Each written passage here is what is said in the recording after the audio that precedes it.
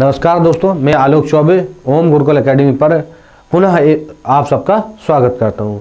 Current affair से related जितने भी अच्छे क्वेश्चन बन सकते हैं वो आज फिर हम आपके सामने लाए हैं।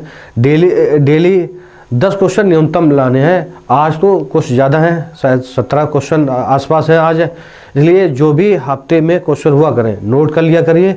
एक रजिस्टर करंट अफेयर के लिए अलग बना लीजिए। करंट अफेयर किसी भी एग्जाम में आएगी जिसमें आपकी जनरल अवेयरनेस आती है। आजकल करंट अफेयर का वेटेज ज़्यादा दिया जा रहा है, इसलिए इस सब्जेक्ट को हल्के मत लेना कि नहीं बस मंथली मैगजीन या वार्षिक मैगजीन से हम कवर कर लेंगे। तो ये आपको एग्ज़ाम देने जब निकलेंगे तभी समझ में आएगा कि मंथली मैगजीन से या वार्षिक मैगजीन से कितना कवर हुआ। दोस्तों, हम गुरुकुल एकेडमी की ऑफलाइन क्लासेस आपको अगर लेना है तो ऑफिस आ जाइए ओम चौराहे पे, इंक्वायरी ले लीजिए।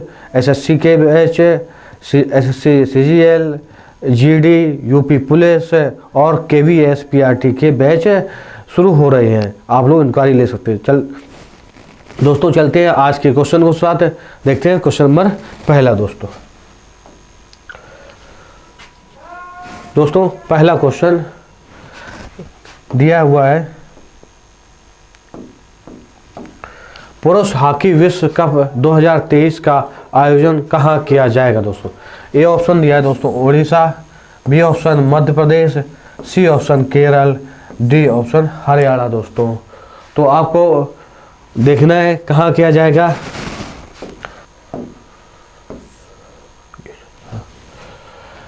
देखो क्या दिया है, ए ऑप्शन हो ओडिशा, बी मध्य प्रदेश, सी केरल, डी हरियाणा। दोस्तों देखो पुरुष हॉकी विश्व कप का आयोजन अभी हाल ही में अनाउंसमेंट की गई है दोस्तों कि 13 जनवरी से लेकर 29 जनवरी 2023 तक आयोजन कहाँ किया जाएगा, भारत में आयोजन किया जाएगा। ये तो पहले से ही क्लियर था, लेकिन भारत के किस राज्य में और राज्य के किस शहर में आयोजन किया जाएगा ये अभी हुआ है। तो कब से कब तक, 13 से 29 जनवरी दोस्तों कहाँ पर किया जाता है, उड़ीसा राज्य में। उड़ीसा राज्य के 2 शहर हैं दोस्तों, एक है भुवनेश्वर, दूसरा है राउरकेला। ठीक, 2 शहर कहाँ भारत में आयोजन होगा किसका, पुरुष हॉकी विश्व कप 2023 का। भारत में कहाँ होगा, उड़ीसा में। कहाँ पे, उड़ीसा में भुवनेश्वर और राउरकेला 2 शहरों में होगा। और कब से कब तक होगा, 13 से 29 जनवरी 2023 तक। तो दोस्तों इसका आंसर क्या हो गया, इसका आंसर हो गया ए ऑप्शन हो गया। दोस्तों ये ऑप्शन हो गया। अब देखते हैं बी मध्य प्रदेश। देखो हमने क्वेश्चन इस तरह से दोस्तों बनाए हैं आपके कि कुछ ना कुछ इन क्वेश्चनों से ऑप्शन से आपको हम कुछ बता। जैसे मध्य प्रदेश है, मध्य प्रदेश हमने इसलिए लिखा कि हाल ही में रणजी ट्रॉफी जो 2021 और 22 सेशन था उसके मध्य प्रदेश विजेता रहा। किसे हराकर मध्य प्रदेश विजेता बना दोस्तों, ये हराकर मध्य प्रदेश ने ये खिताब जीता रणजी ट्रॉफी का। किसे हराकर, मुंबई को हराकर। कैसे हराकर, मुंबई को हराकर। सी ऑप्शन है केरल। दोस्तों हाँ, रणजी ट्रॉफी क्रिकेट से संबंधित है दोस्तों, ये भी लिखना, पूछा जाता है ना कभी कभी रणजी ट्रॉफी या संतोष ट्रॉफी किससे रिलेटेड है। तो अब बात आई केरल, तो हम केरल देते हैं। केरल लगातार नहीं, केरल 7वीं बार, कौन 7वीं बार केरल ने संतोष ट्रॉफी जीती है। कौन सी ट्रॉफी, संतोष ट्रॉफी। और संतोष ट्रॉफी 2022 के और किसे हराकर जीता है दोस्तों, पश्चिम बंगाल। किसे हराकर, पश्चिम बंगाल। संतोष ट्रॉफी किससे संबंधित है, फुटबॉल से। दोस्तों क्या देखा दोस्तों कि केरल ने 7वीं बार संतोष ट्रॉफी अपने नाम की, किसे हरा, पश्चिम बंगाल को हराकर दोस्तों। और ये संतोष ट्रॉफी किससे संबंधित है, फुटबॉल से संबंधित है। D option Haryana. अभी हाल ही में पिछले वीडियो में हमने बताया था खेलो इंडिया यूथ गेम्स का आयोजन 2023 वाला कहाँ हो रहा, भोपाल मध्य प्रदेश में। तो जो 4th एडिशन हुआ है किसका दोस्तों, इंडिया यूथ गेम्स 2021। ठीक, इसमें शीर्ष स्थान पर कौन रहा? हरियाणा रहा। और इसका आयोजन कब से कब तक हुआ दोस्तों? खेलो इंडिया यूथ गेम्स का इसका हुआ 4 जून से लेकर 13 जून। कहाँ हुआ? हरियाणा में।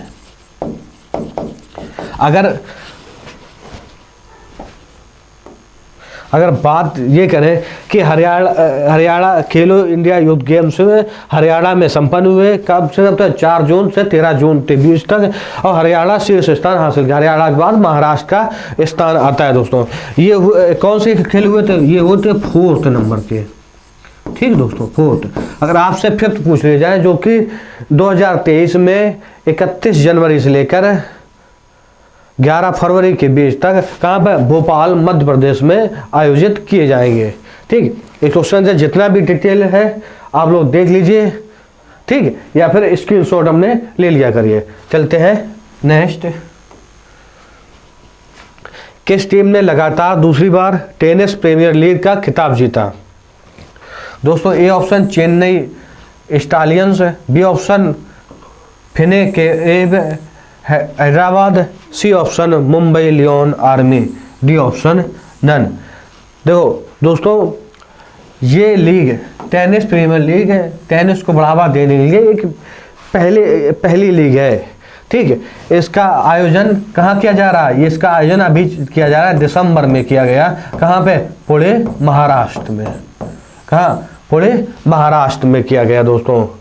ठीक, किसने जीता? इसका जीता है हैदराबाद स्ट्राइकर ने। किसे हराकर जीता?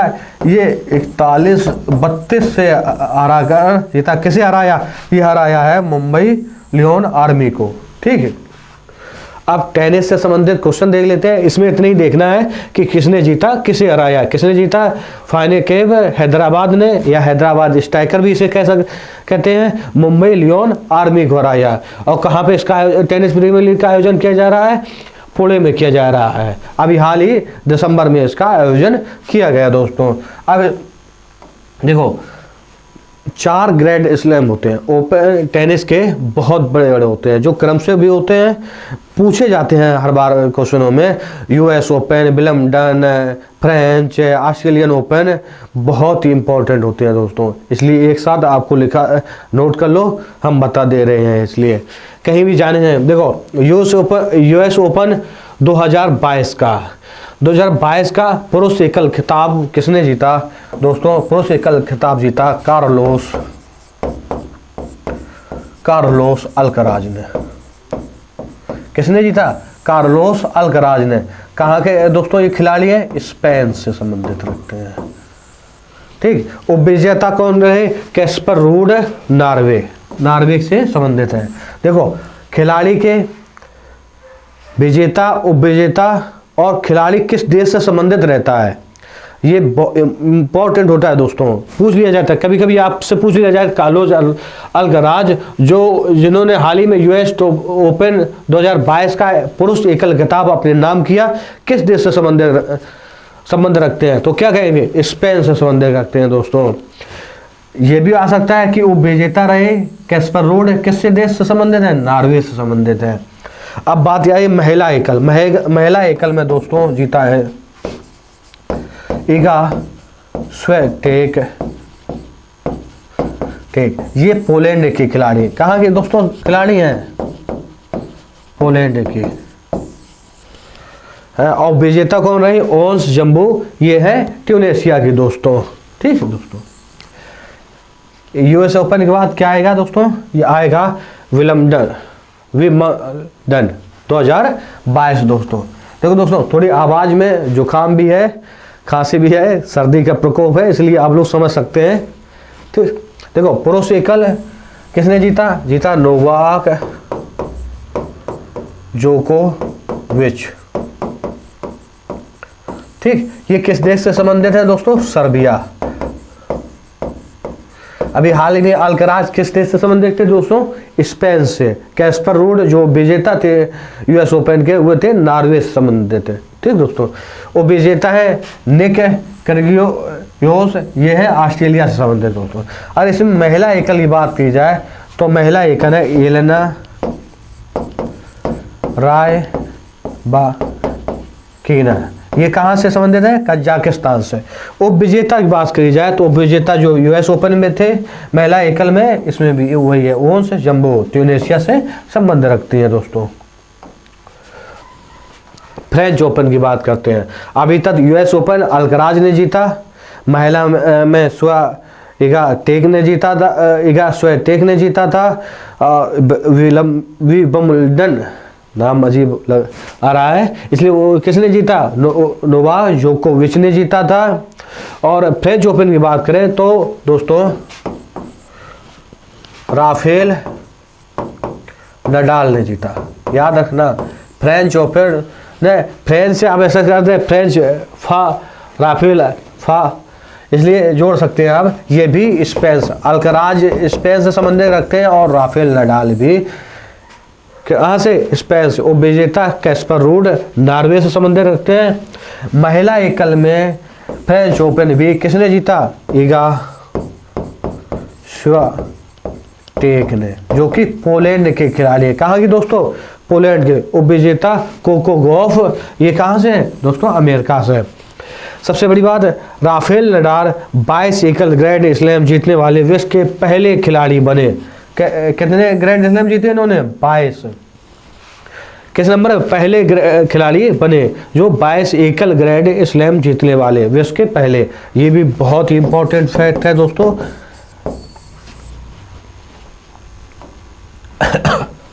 ऑस्ट्रेलिया ओपन सबसे लास्ट में यही होता है दोस्तों। देखो अल्कराज ने यूएस ओपन जीता, विंबलडन जीता, नोवाक जोकोविच ने जीता, फ्रेंच ओपन जीता राफेल नडाल ने, और ऑस्ट्रेलिया ओपन भी किसने जीता? राफेल नडाल ने।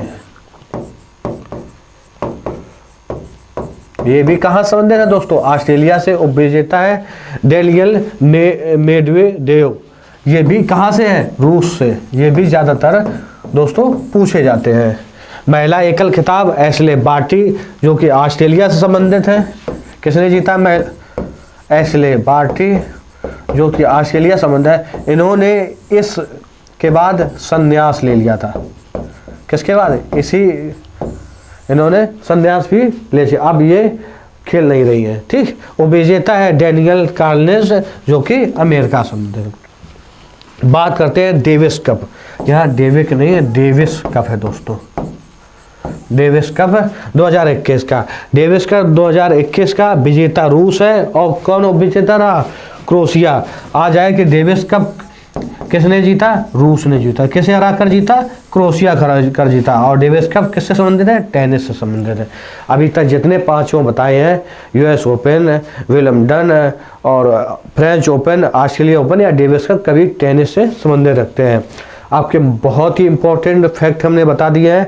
एक क्वेश्चन इसमें से कहीं जाएगा नहीं। एक क्वेश्चन अगर खेल से संबंधित क्वेश्चन पूछा जाएगा तो 90% पॉसिबल है कि यही से पूछा जाता है। ठीक। या फिर देश पूछ ले, किस देश संबंधित है, महिला एकल, पुरुष एकल, उपविजेता, विजेता। ठीक। चलते हैं नेक्स्ट क्वेश्चन पर। हाल ही में फिल्म RRR को जनवरी 2023 में होने वाले गोल्डन ग्लोब अवार्ड्स में किस कैटेगरी से लिए नामित किए गए? जो ये गोल्डन ग्लोब होंगे अवार्ड, ये किस नंबर के होंगे? 80वें। ठीक। गोल्डन ग्लोब अवार्ड किस नंबर के होंगे? ये जो 2023 में होंगे 80वें नंबर के होंगे। ये ऑप्शन देख लेते हैं दोस्तों। Best non English language film के लिए दिया गया, या best original song Naatu Naatu के लिए दिया गया, या उपरोक्त दोनों, या इनमें से कोई नहीं। तो सी ऑप्शन सही है। RRR फिल्म को बेस्ट नॉन इंग्लिश लैंग्वेज के लिए भी दिया गया, नॉमिनेट किया गया। अभी दिया नहीं गया, अभी सिर्फ नॉमिनेट किया गया है कैटेगरी में। Best original song Naatu Naatu के लिए भी किया गया। अब 79 गोल्डन जो अवार्ड हुए थे, गोल्डन ग्लोब अवार्ड, उसमें किसे क्या मिला था पुरस्कार, वो देख लेते हैं। सर्वश्रेष्ठ फिल्म का पुरस्कार हम देखते हैं तो the power of the dog को ठीक। सर्वश्रेष्ठ अभिनेता अगर पुरस्कार दे दिया जाए तो विल स्मिथ को। जब तक हमें याद रखना है, जब तक ये 80वें जो जनवरी में होना है हो ना जाए। सर्वश्रेष्ठ अभिनेत्री का अवार्ड निकोल किडमैन को मिला था और सर्वश्रेष्ठ निर्देशक को जेन कैपियन को। हमने वही बता दिए जो मुख्य हैं, जो ज़्यादातर दोस्तों पूछे जाते हैं। इससे बाहर बताने तो इसमें 50 कैटेगरी हैं, 50 आपको याद रखने, लेकिन वो आते नहीं हैं। जो आते हैं वही हमने आपके सामने डिस्कस कर लिया दोस्तों। दिसंबर 2022 तक भारत के पंजीकृत भौगोलिक संकेतकों जीआई की कुल संख्या कितनी है? ए ऑप्शन दोस्तों देखते हैं 432, B option 401, C option 425, D option 489। दोस्तों जीआई टैग का मतलब क्या होता है? जीआई का मतलब होता है जियोग्राफिकल इंडिकेशन। जियोग्राफिकल इंडिकेशन, ये टैग ऐसे उत्पादों को मिलता है जो भौगोलिक रूप से विशेष हो या उस क्षेत्र विशेष में उसकी विशिष्ट पहचान हो, कारण अलग हो। जिस उत्पाद को जीआई टैग एक बार मिल जाता है तो वो 10 साल के बाद ही उसे नवीनीकरण कराया जा सकता है। 10 साल बाद, 10 साल एज होते हैं किसी उत्पाद को मिल गया, जिसे भी मिला। जैसे अभी क्यों चर्चा में अभी मिला है रक्त से कार्फो को, किसे? रक्त से कार्फो को मिला, इसे जीआई टैग मिला, इसलिए चर्चा में है। हम इसलिए आपके सामने लेके आए। नहीं मिला तो ये 10 साल के लिए ये प्रमाणित हो गया सरकार की तरफ से कि हाँ इसका राष्ट्रीय, इसके लिए बाजार उपलब्ध कराना, इसे विशिष्ट पहचान दिलाना या इसका अवैध प्रयोग, आप इसका अवैध प्रयोग अवैध रूप से और कोई इसका नाम नहीं ले सकता ना, सिर्फ सरकार की जिम्मेदारी होगी इसकी सुरक्षा, इसको बाजार तक पहुंचाना, राष्ट्रीय या अंतर्राष्ट्रीय लेवल तक। ठीक, ये रक्त से कार्पो क्या है? सो दोस्तों ये लद्दाख का एक है खुबानी फल है। खुबानी फल क्या है? ये लद्दाख का खुबानी फल, जिसे स्थानीय भाषा में लीचू भी कहते हैं। लीचू भी कहते हैं, क्या कहते हैं स्थानीय भाषा में? अभी बहुत कम से कम 8 या 9 उत्पादों को जीआई टैग मिला है। बात ये करते हैं कि जीआई टैग कितनी संख्या में? इस समय 432 है। 432 में दोस्तों 401 उत्पाद भारतीय मूल के हैं। किस मूल के दोस्तों? भारतीय मूल के। प्लस 30 उत्पाद जो है, नहीं 31 उत्पाद जो हैं दोस्तों ये विदेशी मूल के हैं। ठीक दोस्तों, 432 में से 401 भारतीय मूल के, 31 विदेशी मूल को। अब बात की जाएगी कि भारत में किस प्रक्रिया द्वारा कहाँ पे प्रदान किया गया है तो जीआई टैग दिया जाता है। तो दोस्तों भौगोलिक सांकेतिक माल एक अधिनियम है दोस्तों, नोट कर लेना, पूछ लिया जाता है कभी कभी। भौगोलिक संकेतक माल पंजीकरण एवं संरक्षण अधिनियम 1999 के प्रक्रिया के तहत ऐसे किसी उत्पाद को जीआई टैग दिया जाता है। और जीआई टैग एक बार दे दिया तो 10 साल के लिए सरकार की जिम्मेदारी होती है उसके ऊपर काम करने की दोस्तों। और भारत में सबसे पहले जीआई टैग किसे मिले बात अगर की जाए तो दार्जिलिंग चाय को मिले। किसे मिले? दार्जिलिंग चाय को। ये दार्जिलिंग चाय कहाँ पाई जाती है? पश्चिम बंगाल में दोस्तों। बात की जाए दार्जिलिंग चाय को जीआई टैग कब मिला तो ये मिला 2004-05 में। अगर सिर्फ एक ऑप्शन आ जाए तो 2004 लगाना दोस्तों। ठीक दोस्तों, बात ये जाए कि अब तक भारत में एक क्वेश्चन आपसे हम लिख रहे हैं, इसका आंसर आप लोग देखना। निम्नलिखित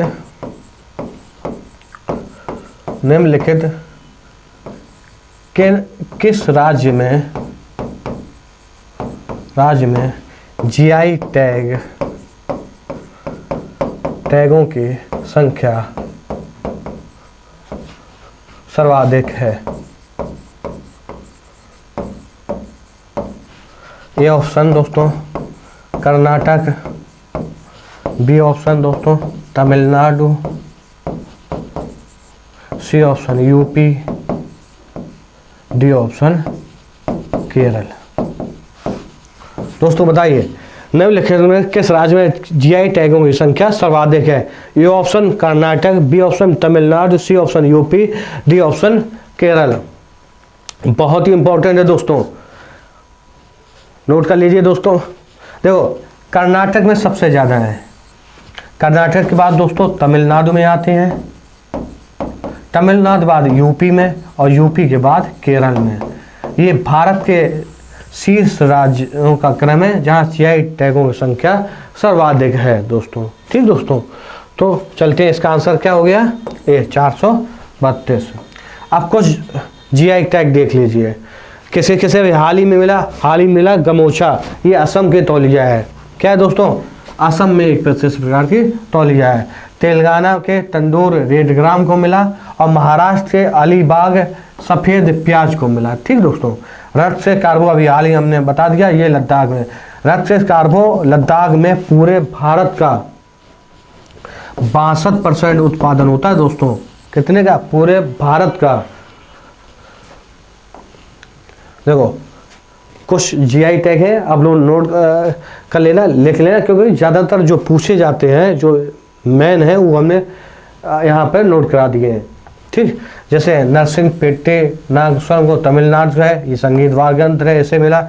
मिथिला मखाना बिहार से संबंधित रखता है।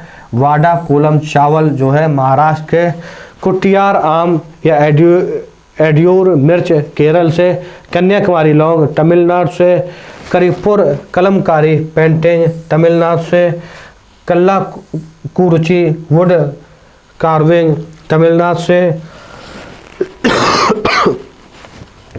रतौल आम ये बागबत यूपी से दोस्तों।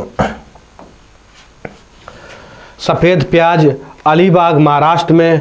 महुआ का पान यूपी। सोजद मेहंदी राजस्थान में दोस्तों। कुमायूं का चूरा जो तेल है उत्तराखंड। मनुष्यारी राजमा भेटिया दन कालीन। एपर रंगोली रिंगल क्राफ्ट शिल्प तामता उत्पाद तांबे के उत्पाद, ये सभी जो हैं ये यहाँ से लेकर यहाँ तक उत्तराखंड से संबंधित रखते हैं, इनको जीआई टैग मिला हुआ है।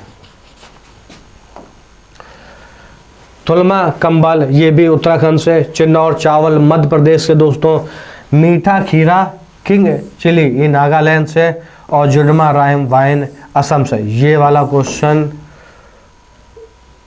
बहुत बार पूछा भी जा चुका है, जुडमा राइज वाइन। ठीक है, इसलिए आप लोग नोट जरूर कर लेना। हाल ही में CBIC मतलब केंद्रीय प्रत्यक्ष कर, इसका अगर फुल फॉर्म की बात की जाए दोस्तों, केंद्रीय प्रत्यक्ष कर और सीमा शुल्क बोर्ड,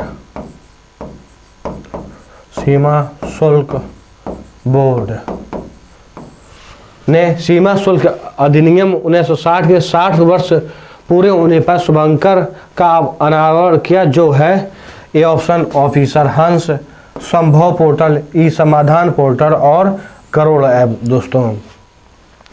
इसका आंसर होगा ऑफिसर हंस। देखो केंद्रीय प्रत्यक्ष कर और सीमा शुल्क बोर्ड की बात की जाए, इनकी स्थापना 1 जनवरी 1963 में की गई। इसके अगर चेयरपर्सन की बात करी जाए तो विवेक जौहरी है इस समय। बात बी ऑप्शन है संभव पोर्टल। संभव पोर्टल दोस्तों यूपी सरकार द्वारा जारी किए गए। इसका मतलब था कि जन शिकायतों एवं जन सार्वजनिक वितरण प्रणाली में तेजी लाना। क्या था? जो भी शिकायतें होती जन शिकायतों और सार्वजनिक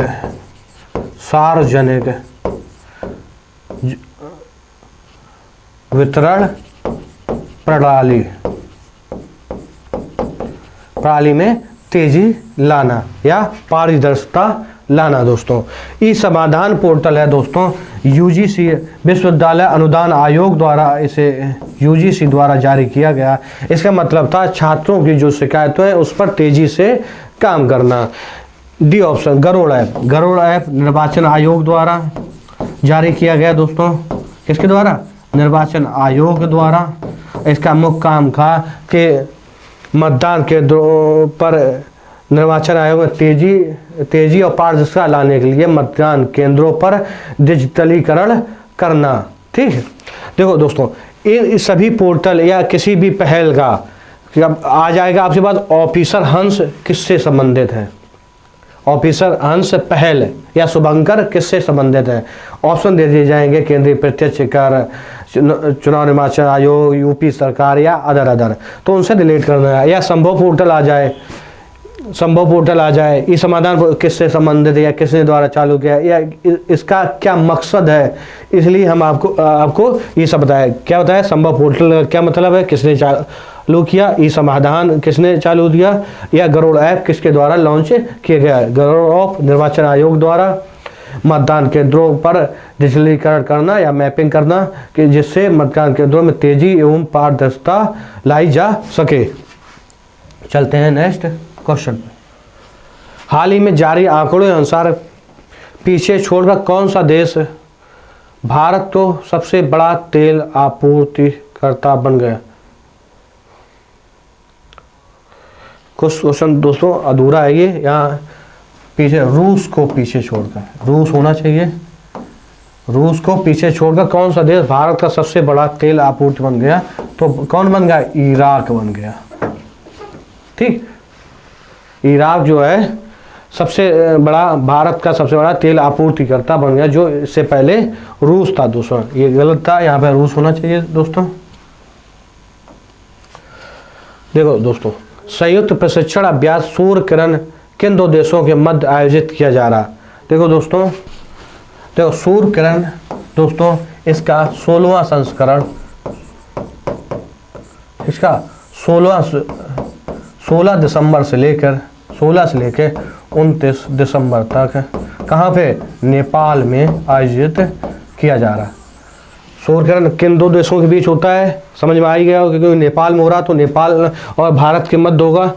16वां संस्करण इसका आयोजित किया जा रहा है और कहाँ पे? 16 से 29 दिसंबर के बीच में। कहाँ पे? नेपाल में। किन दो देशों के बीच होता है? भारत और नेपाल के बीच दोस्तों। ए ऑप्शन की बात करें, भारत और मालदीव के बीच में, तो बात भारत मालदीव की पर है तो एकू वेरेन नाम का अभ्यास होता है। ठीक दोस्तों, भारत और श्रीलंका के बीच कौन सा होता है? एक सिलीनेक्स, दूसरा मित्र शक्ति। दोनों अभी हाल ही में ये मार्च में हुआ था दोस्तों, 2 चरणों में हुआ था। एक विशाखापट्टनम में 7 से 8 मार्च और 9 से 10 मार्च बंगाल की खाड़ी में। कौन? सिलीनेक्स है। ठीक, एक होता है मित्र शक्ति दोस्तों, भारत और बांग्लादेश के बीच एक बोंगो सागर के नाम से, क्या दोस्तों? बोंगो सागर के नाम से अभ्यास होता है। ठीक दोस्तों, याद रखना आपको, बहुत ही इंपॉर्टेंट ये है। हर क्लास में एक संयुक्त अभ्यास को लेकर क्वेश्चन आ रहे हैं, आप लोग देख रहे हैं। ठीक, भारत के मुख्य न्यायाधीश डी.वाई. चंद्रचूड़ ने किस राज्य के 10 जिलों में जिला न्यायालय डिजिटलीकरण हब का उद्घाटन किया दोस्तों। ये कहाँ के? ये किया दोस्तों उड़ीसा। बी ऑप्शन महाराष्ट्र में है, तो एक लीजिए 2021-22 में विदेशी पर्यटक किस राज्य में सर्वाधिक आए। विदेशी पर्यटक किस राज्य में सर्वाधिक आए? तो महाराष्ट्र शीर्ष पे है दोस्तों, महाराष्ट्र के बाद तमिलनाडु। अगर 2020-21 में दोस्तों घरेलू पर्यटकों की बात करें, घरेलू पर्यटक किस राज्य में सर्वाधिक आए, उसमें आए शीर्ष पे स्थान रहेगा दोस्तों तमिलनाडु, और तमिलनाडु बाद उत्तर प्रदेश का स्थान रहेगा दोस्तों। तेलंगाना में पहला विश्व वानिकी विश्वविद्यालय स्थापना की जा रही है। देखो दोस्तों, हम साथ में इसलिए बता दे रहे हैं कि करंट अफेयर साथ साथ जो एक साल की करंट अफेयर है जिससे क्वेश्चन बन सकते हैं, हम आपको ऑप्शन के जरिए वो कवर करा दे रहे हैं। क्योंकि विदेशी पट्टे के ऊपर क्वेश्चन पूछे जाते हैं। किस राज्य में सर्वाधिक आए? महाराष्ट्र में, दूसरे नंबर पर तमिलनाडु में। और घरेलू पर्यटकों की बात करें दोस्तों 2021-22 में, तो तमिलनाडु शीर्ष स्थान पर, दूसरे नंबर पर यूपी रहेगा। इसलिए यूपी ज़्यादा अच्छा रहेगा पेपर माने लें कि यूपी सेकेंड नंबर है, इसलिए बहुत ही इंपॉर्टेंट फैक्ट है ये। तेलंगाना में विश्व वानिकी विश्वविद्यालय स्थापना की जा रही है। चीन भारत के साथ कितने राज्यों से सीमा बनाते हैं? ए 4, बी 5, सी 6, डी 3। ये क्वेश्चन इसलिए यहाँ पे है करंट अफेयर क्योंकि अभी हाल ही में भारत और चीन सीमा विवाद चर्चा में है। क्योंकि अरुणाचल प्रदेश के तवांग सेंटर के पास LAC के निकट भी हाल ही में दोनों सेनाओं के बीच भारत और चीन के झड़प हुई, इसलिए चर्चा में है। तो कितनी सीमा बनाता है चीन, बताइए। चीन के साथ भारत की कितने किलोमीटर की लंबी है? 3488 किलोमीटर की। ये भारत मानता है लेकिन चीन नहीं मानता। चीन कितनी दोस्तों मानता है? चीन 2000 किलोमीटर, लगभग 1500 किलोमीटर चीन मानते ही नहीं, वो कहता मेरी है। ठीक है, इसलिए ज़्यादातर झड़पें होती हैं दोस्तों। और झड़पें कहाँ हुई? अरुणाचल प्रदेश के तवांग सेंटर के पास है। ठीक है, और भारत और चीन के भी कितने राज्य हैं? एक राज्य है अरुणाचल प्रदेश, दूसरा राज्य है सिक्किम। इन दो राज्यों को पूर्वी क्षेत्र के रूप में बांट दिया है। पूर्वी क्षेत्र, अगर भारत चीन सीमा की बात करें तो 3 क्षेत्रों में बांटी गई हैं। पूर्वी क्षेत्र सीमा में 2 राज्य आते हैं, अरुणाचल प्रदेश और सिक्किम। मध्य क्षेत्र की बात करें अब अगर हम मध्य क्षेत्र, तो हिमाचल प्रदेश और उत्तराखंड।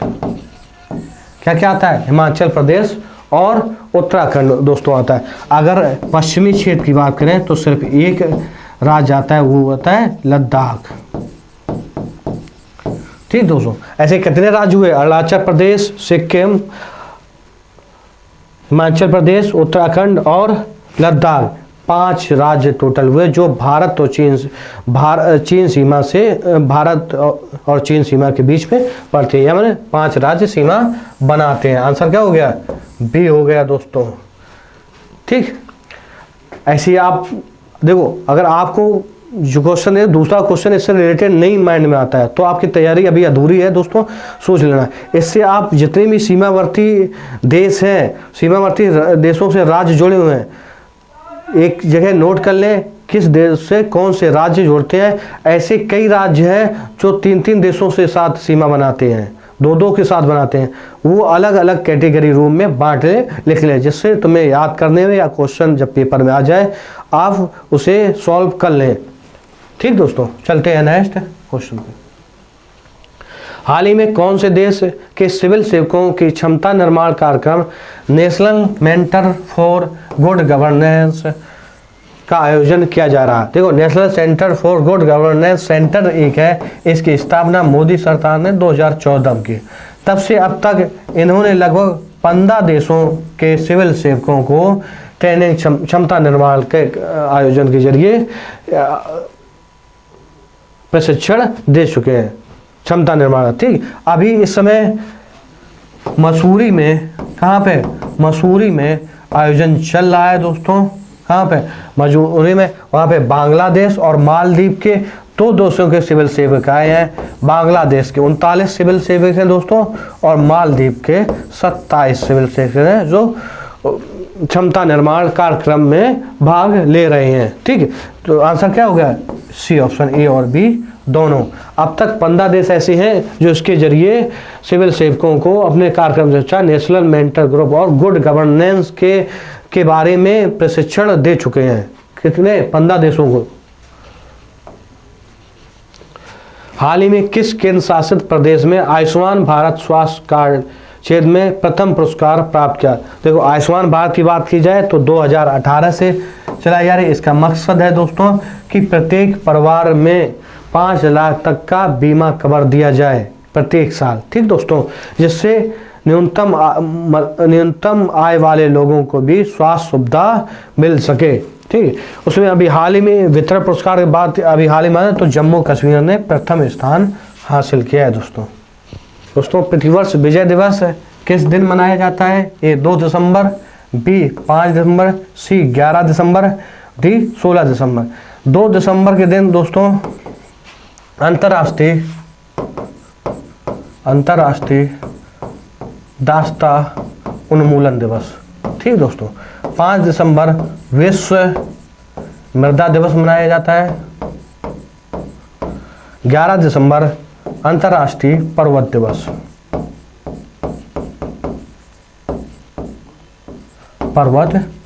और 16 दिसंबर को विजय दिवस के रूप में मनाते हैं, क्योंकि 16 दिसंबर 1971 पाकिस्तान पर भारतीय सेनाओं की विजय दर्शाता है और उन सैनिकों को श्रद्धांजलि देने के लिए किस दिन 16 दिसंबर को विजय दिवस के रूप में मनाते हैं। दोस्तों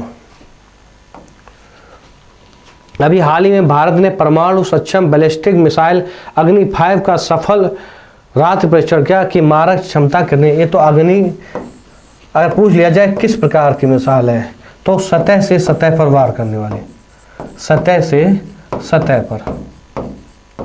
ठीक, इसकी मारक क्षमता दोस्तों 5000 किलोमीटर है। ठीक, 2000 की बात करें तो अग्नि प्राइम के 1000 से लेकर 2000 तक अग्नि प्राइम की मारक क्षमता है। ठीक, 3000 किलोमीटर तक अग्नि 3 की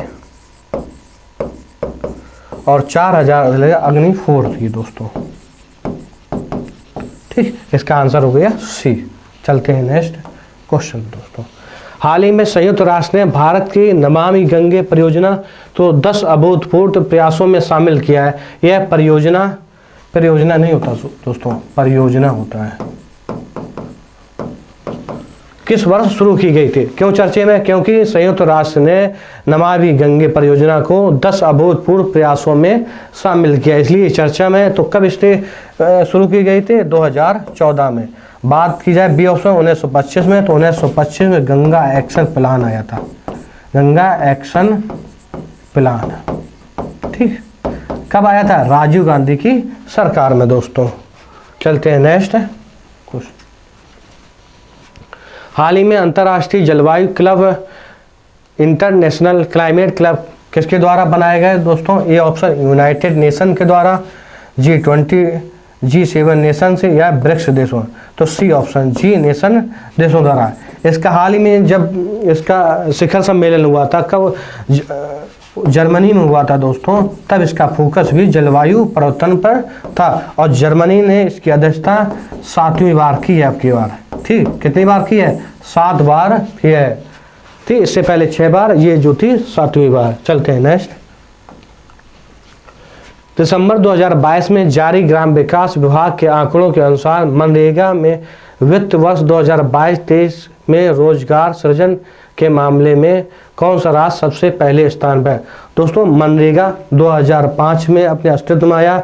ये एक अधिनियम है। ठीक दोस्तों, इसका जो रोजगार 2022-23 पूछा है तो यूपी प्रथम स्थान पर है दोस्तों। इसका पहले नरेगा नाम से था, उसके बाद मनरेगा किया गया। आप लोग एक क्वेश्चन कमेंट जरूर करें कि नरेगा से इसका नाम मनरेगा कब किया गया। ठीक,